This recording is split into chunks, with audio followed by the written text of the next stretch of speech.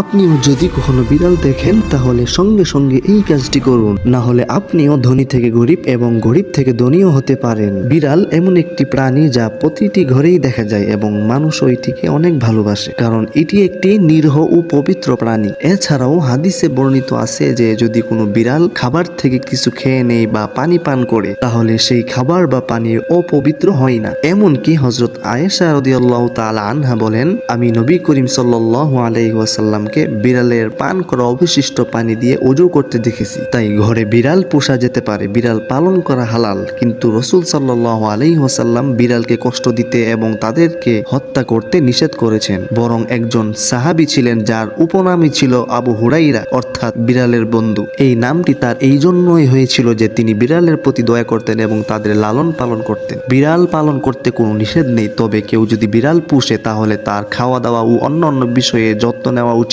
আপনার ঘরে কি কোনো বিড়াল আছে? কমেন্ট করতে ভুলবেন না।